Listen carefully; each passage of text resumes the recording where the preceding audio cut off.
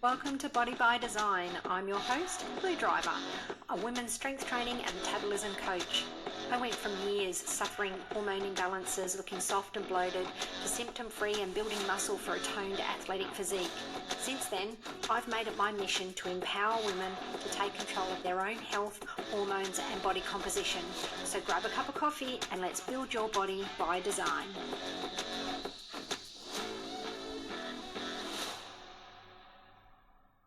Welcome everyone to Body by Design. And this week I have Christina Hill on as a guest, which I'm really excited about. Welcome, Christina. Thanks, Lou. So happy to be here. So today I wanted to chat with Christina about owning your own crap, which is her own podcast that she actually has, which you should all go check out, and I will link in the show notes. But Christina, basically, in a quick nutshell, I'm going to get her to kind of talk about it, was how she got to this position in life on really just owning her own crap, to why her life was the way it was. And it stemmed from her being in a domestic violence position. So I think, I've got a lot of respect for Christina, that if she can dig deep and go, hang on, I had some ownership and some responsibility in a situation like that, where none of that was her fault as such, we all know that domestic violence is not right, but she was still able to dig deep and take some ownership. Maybe you can take some of that away when you think about your own health journey. So where did it start for you, Christina? How did you, wake up one day and realize, shit, I'm really in a bad position here? It's one of those things that it slowly creeps in on you, particularly with domestic violence, be it physical or emotional. It doesn't just happen overnight. These things come in slowly to your life. And for me, I was able to look back from a young age and come from a family that has, let me just say, I love my family, they're amazing, but very strong views, very strong sense of the way things should be. So being taught that from a young age, that you should be doing this, you should be doing that, you don't want to upset people. I'm the youngest of three, and so it's very much, ignore it and it will go away. If I was upset by something, then my brother and sister would do, just ignore them and they'll go away. And so that was my training in how to deal with problems. And don't argue back. I know my parents, old school European, just after World War II, they're post-war babies. And so it's respect, you absolutely respect your elders, you don't question them, you don't argue back, you don't challenge that level of authority. So that's where I found that my rules around behaviour came from. And so then obviously that extends through into relationships as an adult. So my first relationship, long-term relationship, was 13 years, so from 21 through to 33. I was with the same man, a very strong person within himself. And so I followed that same, don't argue, even though I knew inside I had I knew that things weren't going the way I wanted to, but I didn't have the confidence within myself, and I had that constant grounding of don't argue, don't challenge. Never taught to stand up for yourself and listen to your gut. Yeah. So then when things really started getting out of control, as I got into my late 20s and early 30s, I started, because I was so squashed, you start to push back. And that's where then kicks off that obviously the person I was in a relationship with, he wasn't used to, after 7, 8 years, someone speaking back and trying to push back against that. So I found myself in a slow decline, a long, slow decline from control, and then it extends into emotional abuse, emotional control, and ultimately, in my case, it became physical. Now, where it came from... Ultimately, that control in the beginning really is domestic violence in itself, and a lot of people wouldn't realise that. Absolutely. Yeah, and so that makes it so hard to recognise what would be now I see as the warning signs. And even in your life, the warning signs are within you. If you're going, I'm not comfortable with speaking out against this, but I know intrinsically within myself that this isn't what I want, That's your warning sign. Yeah. And it's having the strength and the courage and the support to be able to then make other decisions that, help you live the life you want to live. And I spent so many years, because then it was put on that it was my fault, it's my problem. I'm the one with the relationship issues. He didn't have the relationship issues. It was me. I was changing. And so started into therapy, as you do. You go and try to find answers. And what I found with traditional methods of psychology is getting to the root cause of the issue, which I now look back and go, it's not critical to understand that. Because some issues are so complex, so deep, so long ago, you can't change them. You can't change the past. And there's not a single cause anymore. No, there's no single event. So I was going back to my mum. You didn't let me argue. You didn't let us talk. You didn't raise us properly. It's all your fault. And of course, that didn't give me any closure. It didn't give me any answers. Then I went from psychologist to psychologist.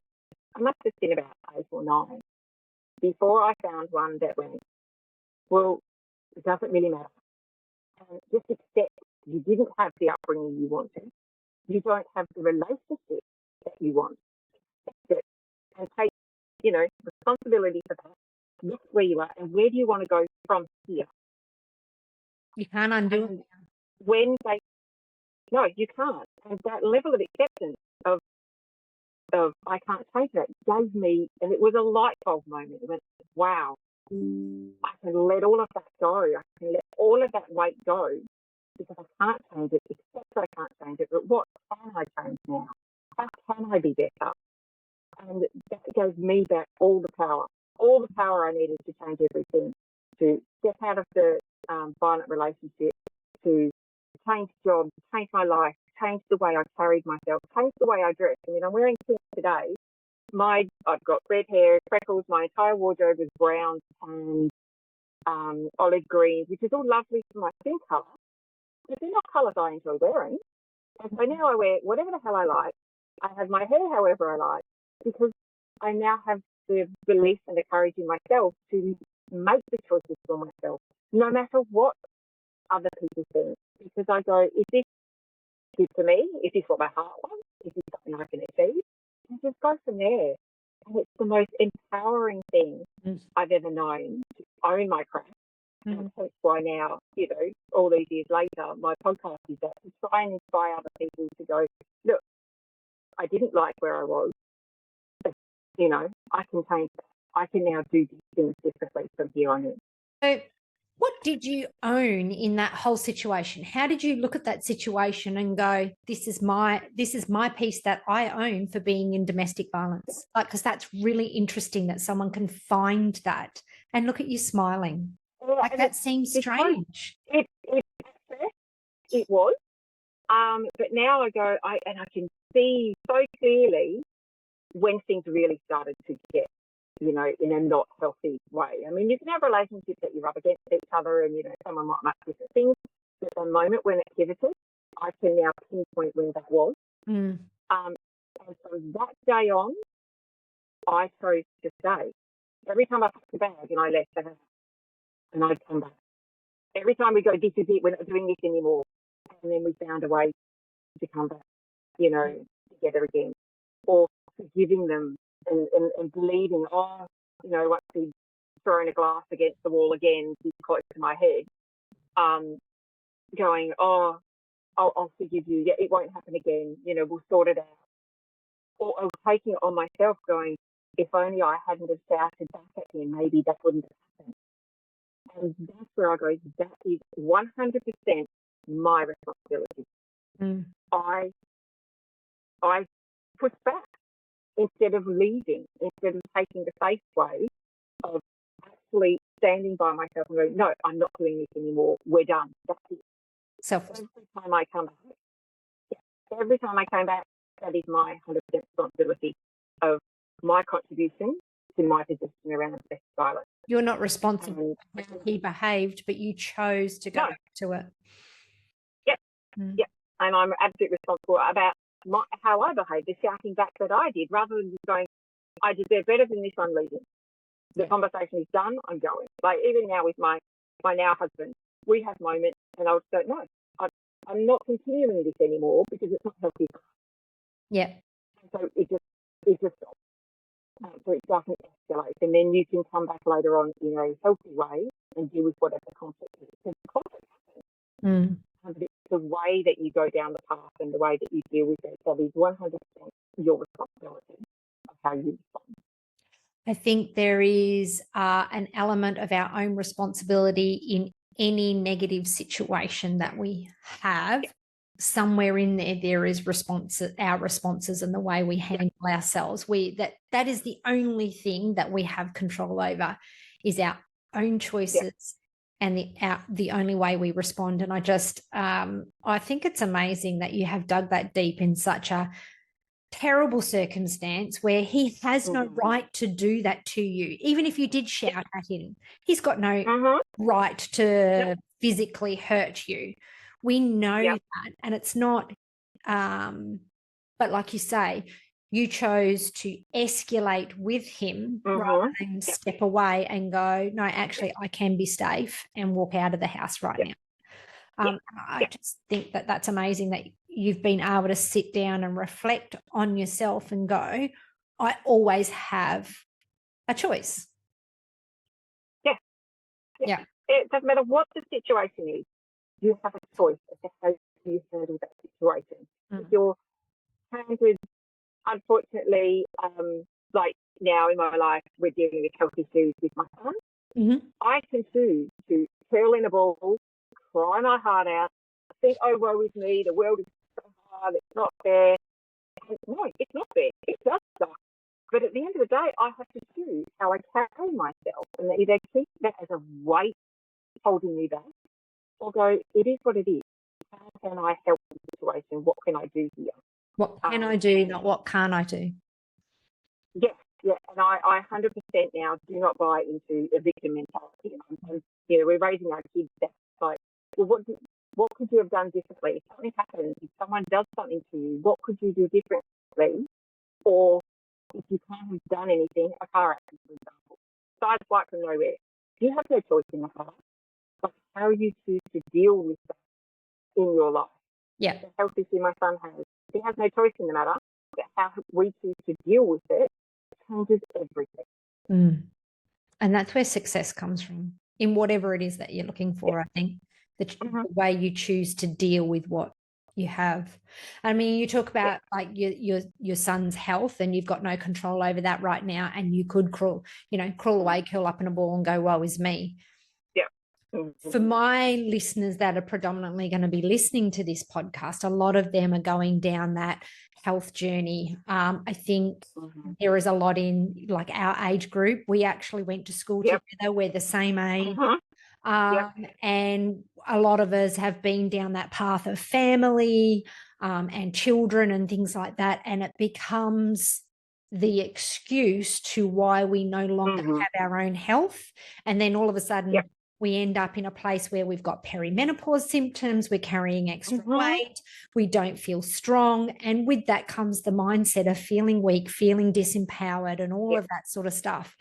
The way I look at it is, if you look back through your 20s and 30s and what you're currently doing, there are things in that you're doing that are not going to lead you to the health and the body that you want. So you have to accept that you've played into that.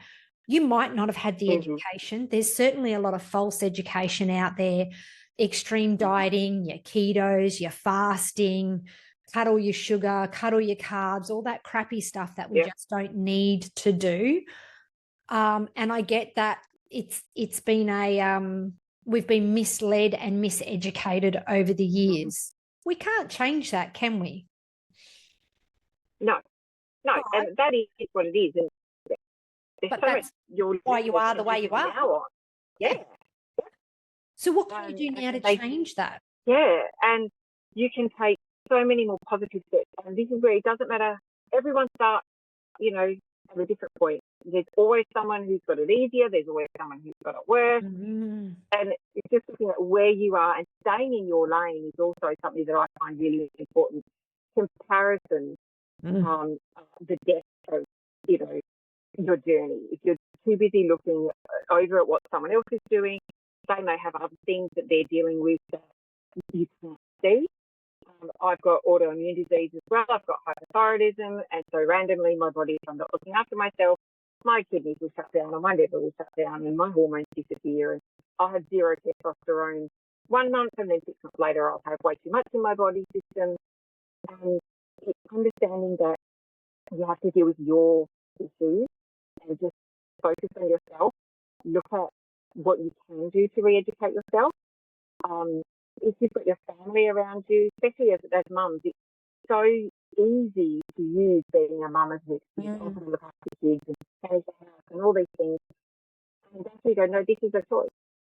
And I tough on my kids. We just don't have the junk in the house. Yeah. And if you're someone who has, you know, issues around self-control when it comes to food, I'm great with food rules. I can have a block of chocolate sitting in the fridge for 6 months, and I'll have 1 or 2 squares.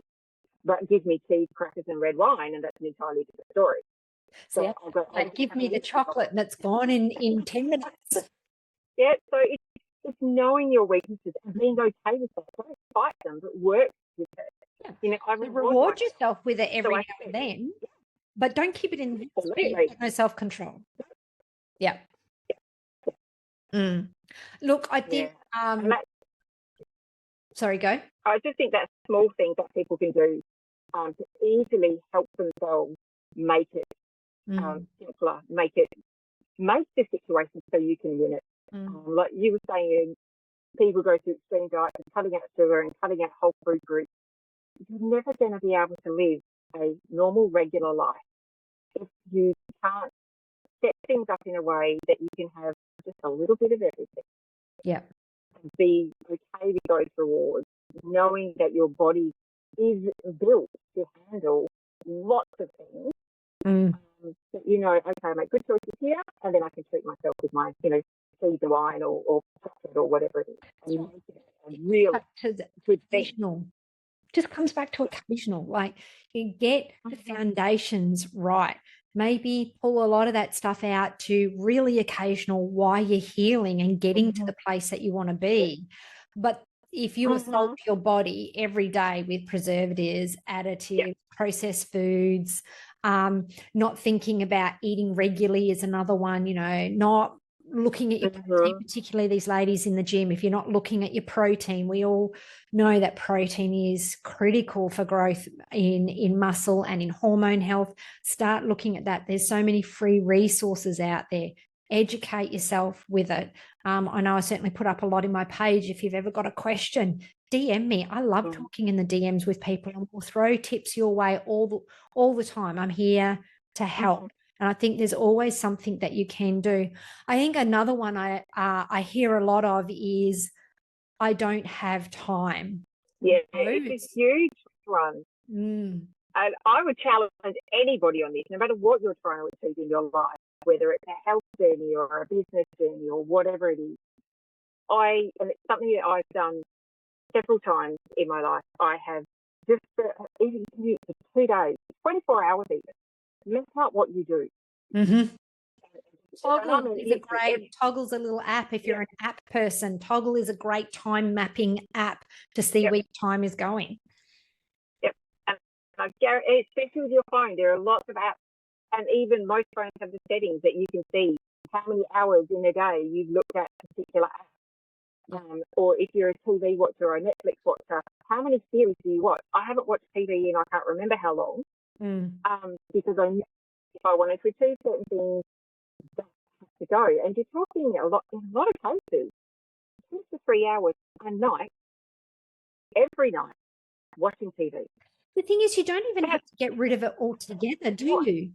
Like, if you just go, okay, tonight I'm going to watch one episode of my favourite show, but then I'm also going to go and do my walk, or I'm also going to do my food prep for tomorrow, or I'm also going to do the study to get the qualification for the job of my dreams. Like you said, whatever it is, this is a health-focused podcast. So, you know, I always bring it back to, you know, you say you can't get your steps in. Well, you know, buy a cheap treadmill off of Facebook and do your steps while you watch your TV. You actually don't have to give it up, but you need to get honest with yourself. How often are these damn phones in our hands and a TV screen in front of us? Yep, hugely. And if you've got an office job, I know throughout my career for 20 years, I didn't get off my desk for my lunch break. I'd worked in my lunch break. Make yourself have a lunch break. Get up, go outside, walk around your office block, take the stairs. Sunshine on your skin for vitamin D production. You know, steps, all that. So, and it's just good for your work and your productivity to actually step away from your desk. I actually was a really big one for that. I was in a high pressure job in the public health system. You've never got enough help. You're always pushed to achieve more.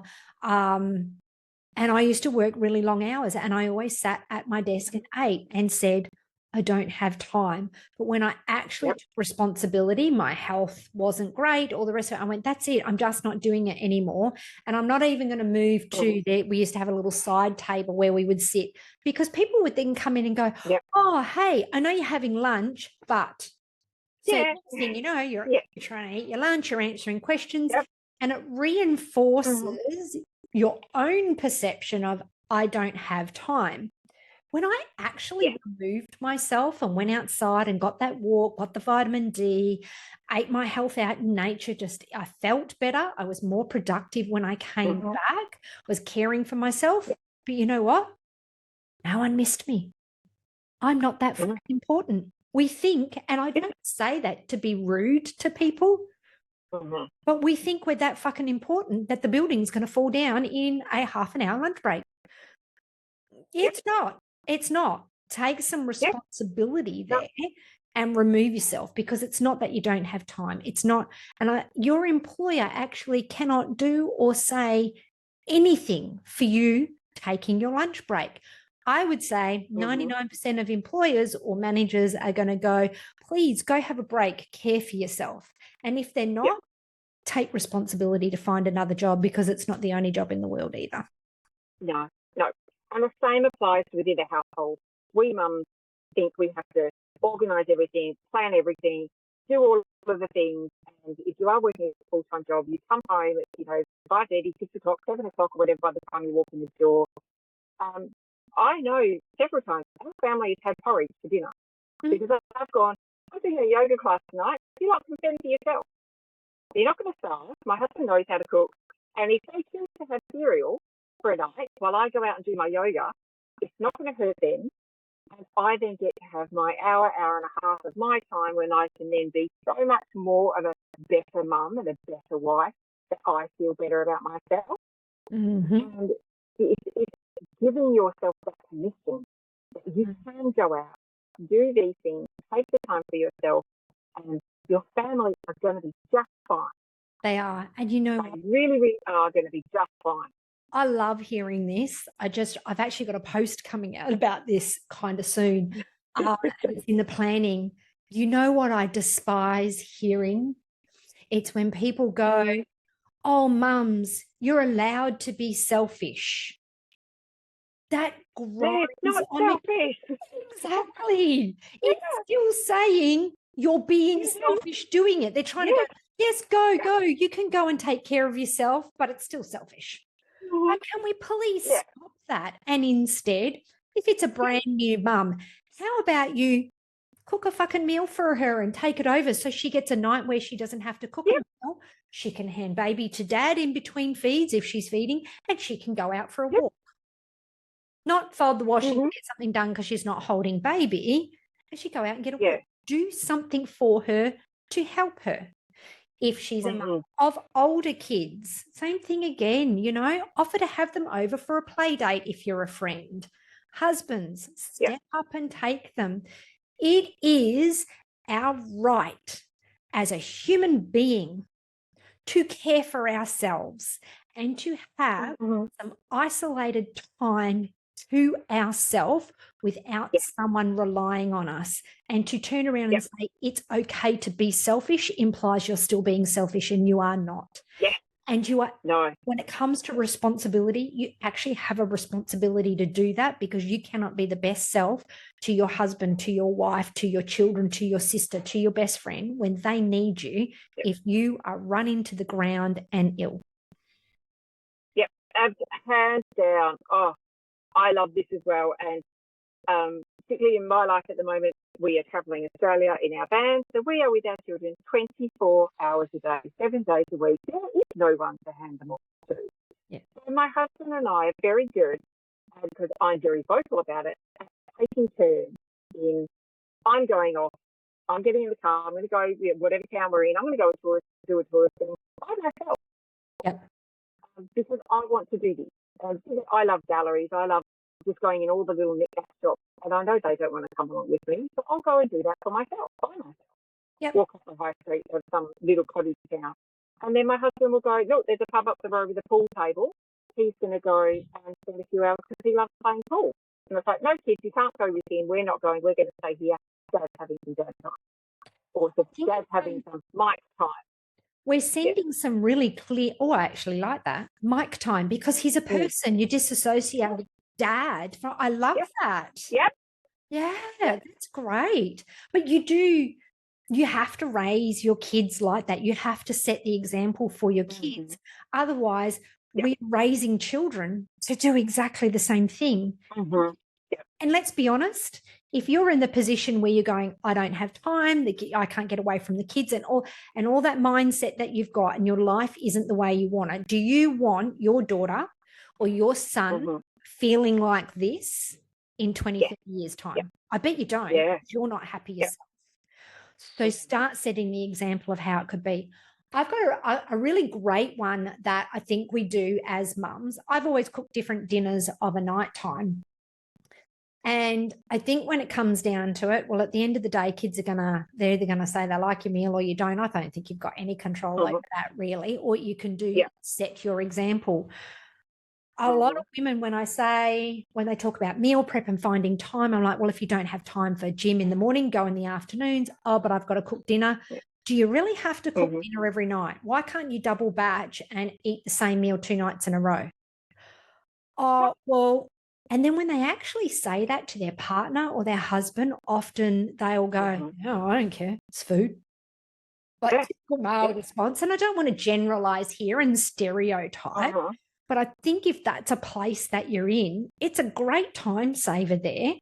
And I think we create, and again, does it come back to our own self-importance that our family cannot survive without us for one meal or 1 hour, or if it's easier for you to cook a meal, so you eat it twice in a row. If they don't like it, cook your own fucking meal tomorrow. But that's what I've done.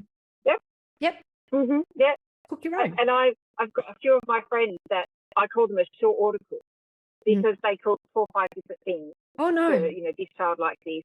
And I'm like, I'm sorry, there's food on the table. They are not going to starve themselves.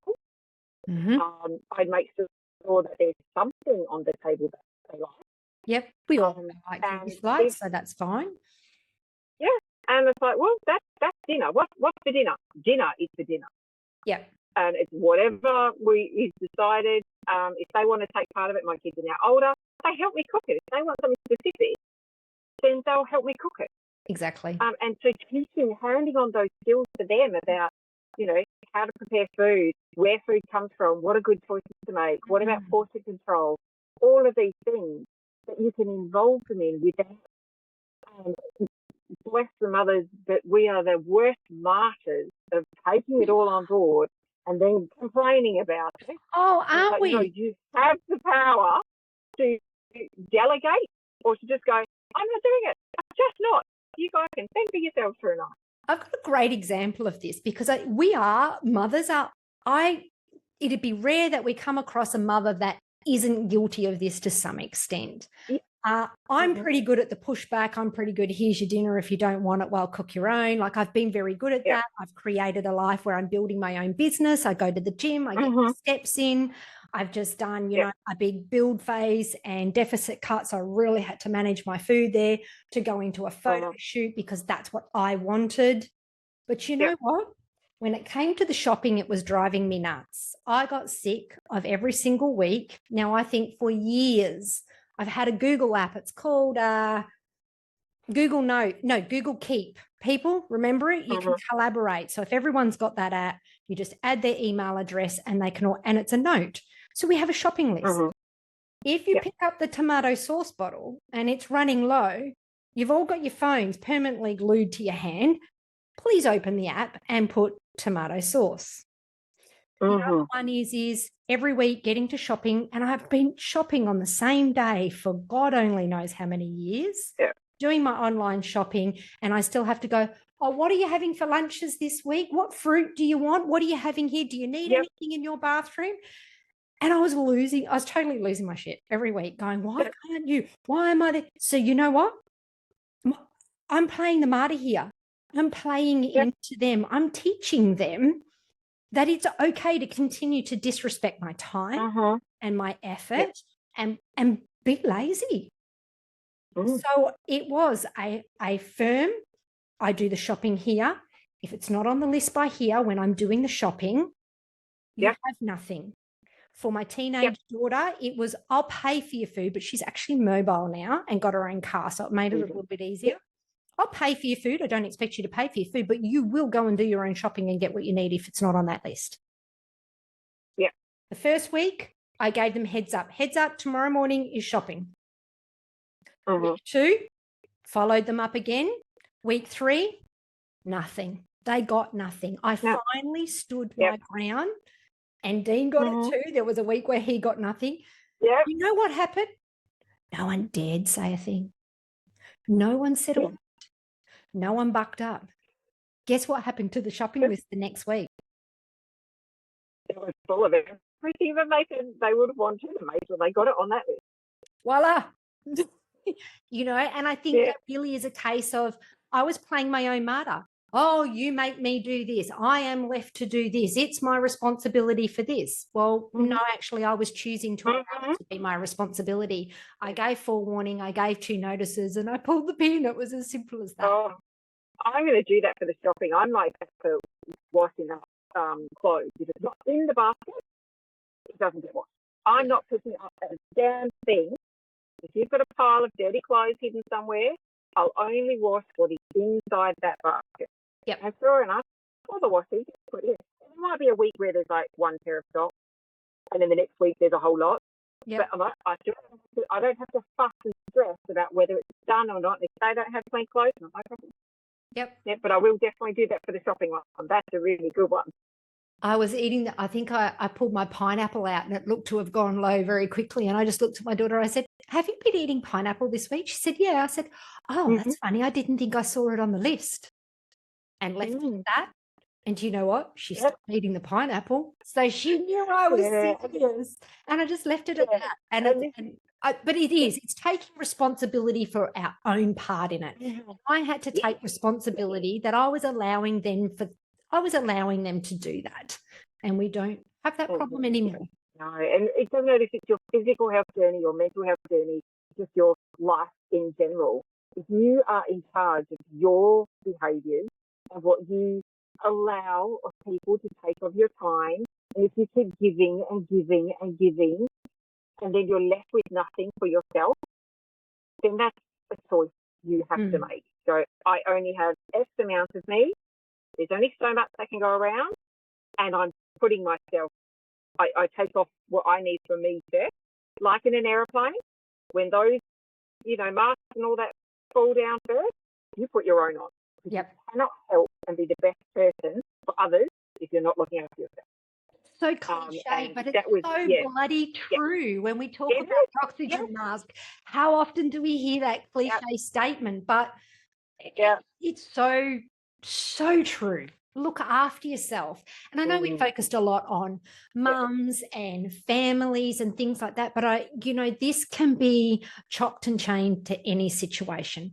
I do think we've certainly touched on everyday things and how you can change.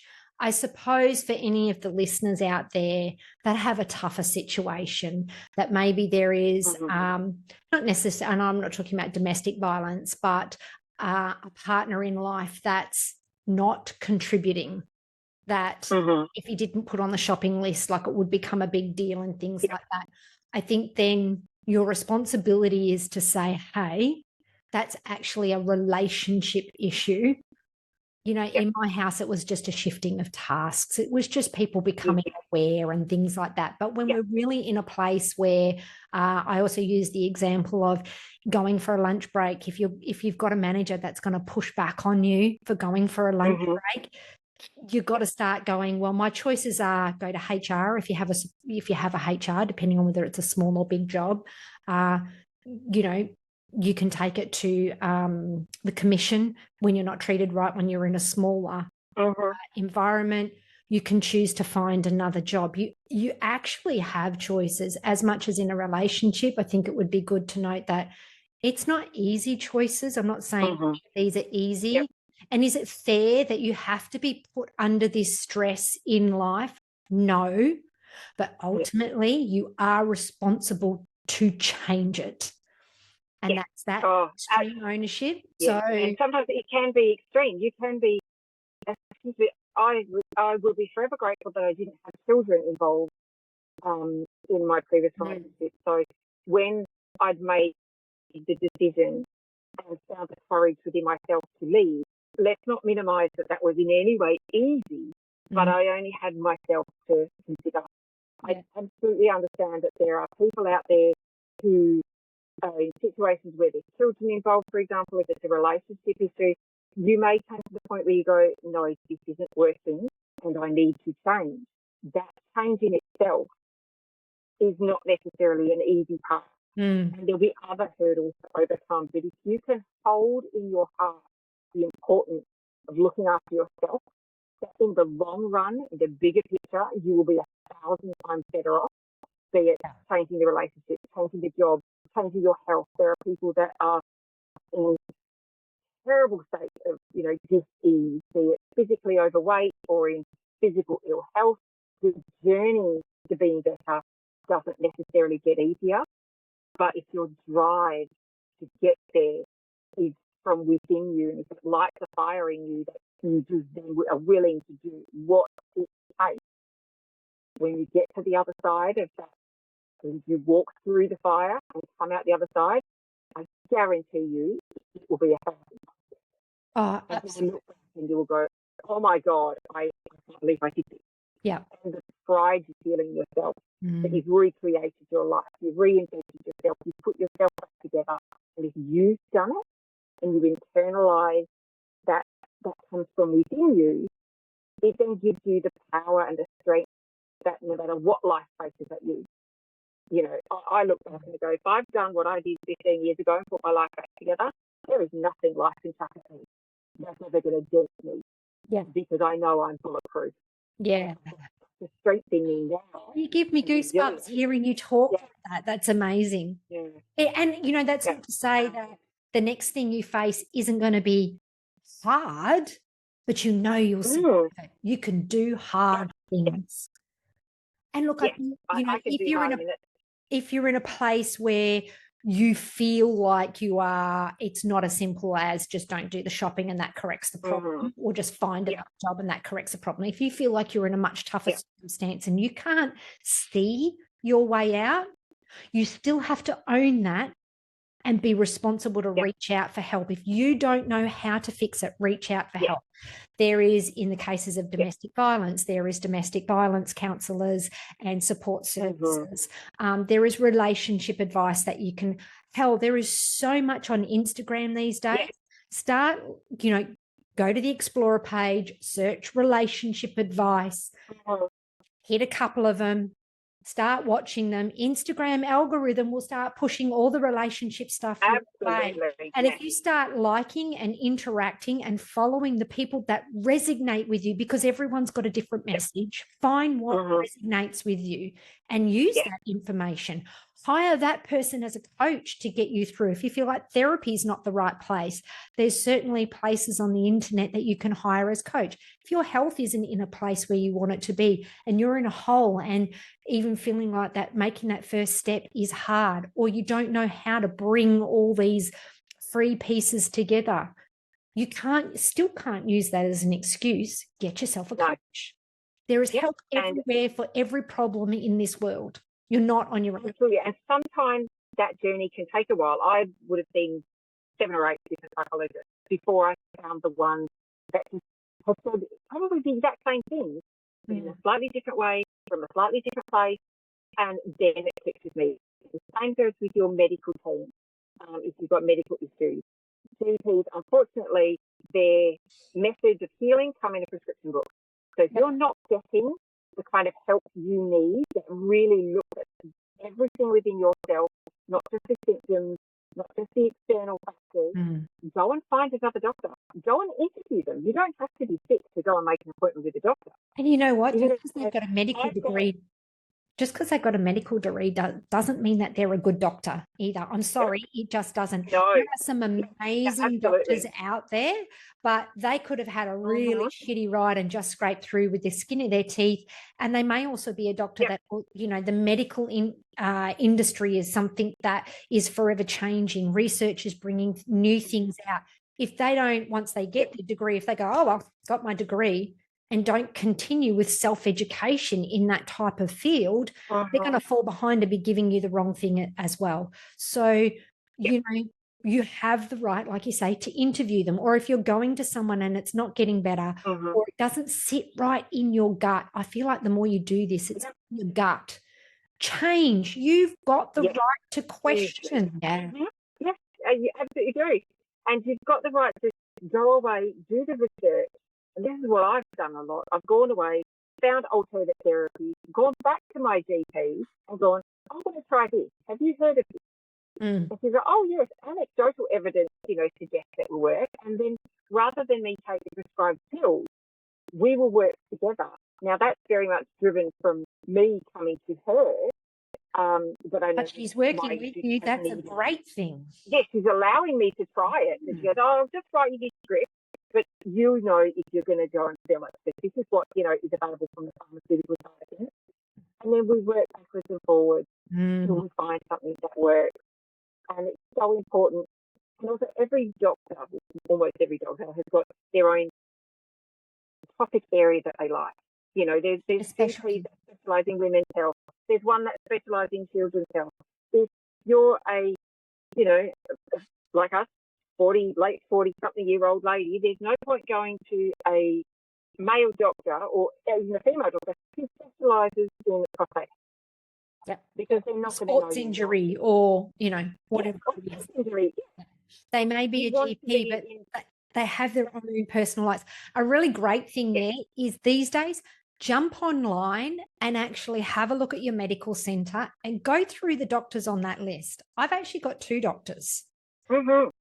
So I've got my one I go to most things, and then I've got another one for my sports injury side of things. I had a lot of issues with my back and lifting. I needed to be really careful, all of that sort of stuff. Didn't get my back from lifting, but, you know, I went to someone that specialised in sports injury because there was no point going to my female doctor that had been, you know, looking into my hormone health.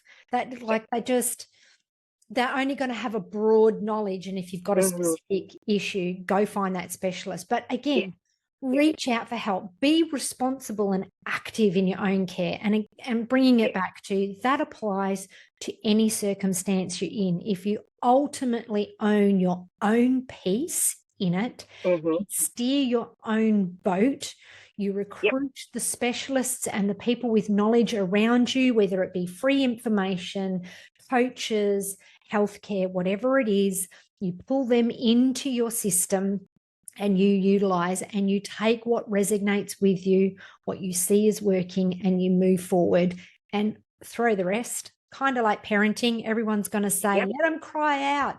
Don't let them cry out. Feed them formula. Don't feed them formula. You know what? Just look for the thing that resonates with you in all that parental advice. Take what you need and just say, thank you very much for the rest, and move forward. I personally never slept with my child in the room, but some people's mums work better co-sleeping. I couldn't get an ounce of sleep with that baby in the bed. Oh, my gosh. Right. That's no good for me, getting no sleep, is it? So why would I co-sleep if co-sleep made me that acutely aware and scared of rolling on the baby that I couldn't sleep? Why would I do that if that's impacting my sleep? But if you're someone who is constantly worrying about your baby in the other room, and the minute you put them in bed with you and you go to sleep, then hats off to you, lady. Go for it. Like, take the bits of advice that work for you and move forward. You are responsible in doing that. Yes, absolutely. And sometimes it can be within your circle of friends where if you want to change your life, particularly if you're in a position where you want to drastically change your life, it can be a lonely road as well. All the circle around you, particularly with health, if you come from a family that doesn't have good health, that's a big one. Eats and eats bad food, drink lots of alcohol, and you go, no, I want to be healthy, I don't want the junk food and I don't want the alcohol, then there are other things that might pop up for you. But then this is the great thing about social media, is you can find your own circle. There are so many support groups, so many other groups that you can build a relationship with, and that they're genuine relationships with people through Messenger, through groups.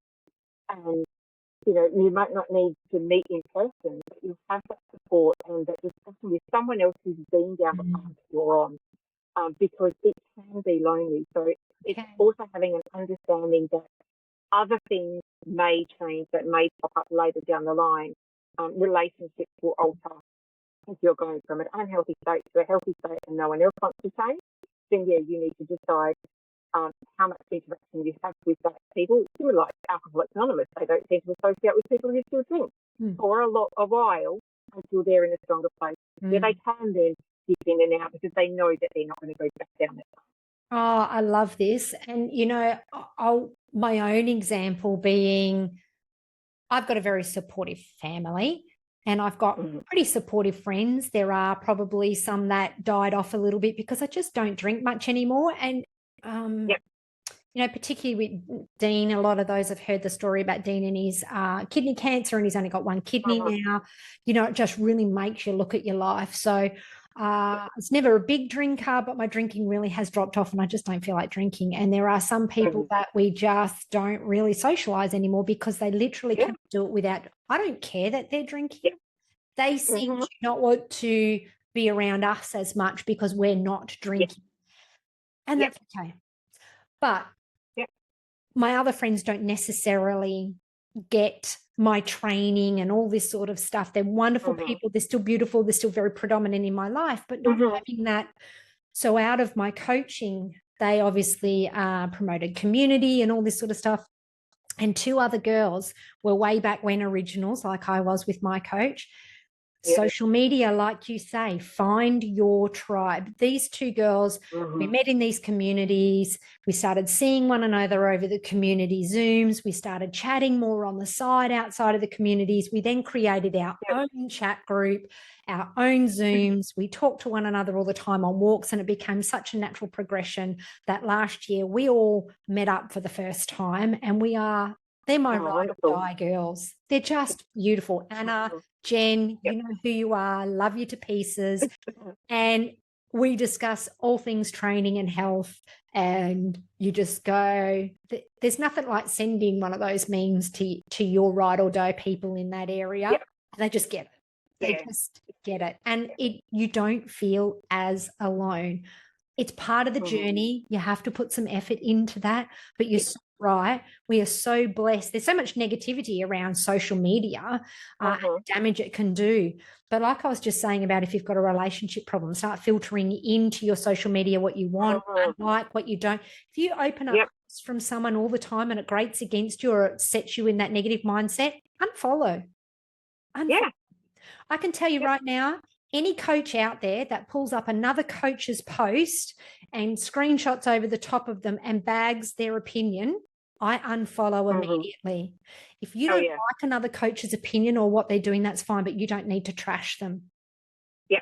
So I just get rid of that. I don't need that in my space. And I just keep following the people. There's people I follow that don't necessarily have the same philosophy as me, but I like their style of content. But I don't have to bag them for it. I still get a good feel for what they do. Use social media in a positive way and bring those people into your life and make a little bit of effort in it. And you might find some amazing friends and it's not so lonely. There's so much that people can do that, and it snowballs. You start just doing one or two things, you'll go, oh yeah, and you feel better about yourself, and you'll do more, and you'll do more. And then, sure enough, and life flies past so quickly that you'll look back, and I love, there's a great meme of a caterpillar looking at a butterfly going, you've changed. And the butterfly goes, we're supposed to. Yeah. And I love that, because we're meant to grow. To evolve. We're supposed to grow, yes, and become the most best, beautiful version of ourselves, whatever version that is. But that doesn't necessarily mean we're going to stay from the kind of place that we started from. We move on. Yeah. And the ride is so amazing. Yeah. Yeah. And it doesn't mean it's easy. It kind of sounds easy when we talk about it, but I think we need to remember that in those early stages, it's hard to do before it feels good. You just got to hold on long enough for it to feel good. Yeah, you do. Yeah. And find those little wins along the way, the little micro steps. Yep. That when you look back later on, you go, oh, it's normal pattern. But at first, those tiny little steps, like a child learning to walk, the first steps are the hardest, and they're the ones you celebrate the most. Yeah. And it's important to celebrate them. Yeah, definitely. Well, this has been amazing, Christina. Thank you so much. It was such a great talk, and it was just, it covered so much, but I think there's a lot in there that people can take away with whatever circumstance they're in and whatever they want to change about their life, whether it's everything or whether it's one component, that they could take away some of this advice. And, you're a great example of it can be tough, but you can do it. Have great admiration for where you are now. Congratulations. Oh, thank you so much. That's so wonderful. I forget, and I guess after a while you do forget, and I still need to go back and go, wow, look at what I'm doing. And that's why now I'm turning around to try and reach out to others who may be in a similar situation to where I was, 15 odd years ago. Yeah. And that's where the starting of my own podcast of Own Your Crap, it has come out of, because once you've gone through a journey, and I just want to help send it back, because I know how lonely and sad and how hard it was for me, that if I can just sort of inspire just one person, then everything will be worth it. And it's finding those reasons, the silver lining in every dark cloud, is to make it worth the journey that I went through. Yeah. To not leave that knowledge and turn the pain into a positive, to be able to not just only grow myself and my family, but then to be able to help someone else as well. Oh, wonderful. Well, I'm going to link your podcast below. So if anyone wants to hear a little more about owning your own crap and creating the life you actually really want, check out Christina's podcast and like her on Instagram, because I'm sure there's some great things to come with her wanting to reach out to everyone and help people make change. So keep an eye on that space.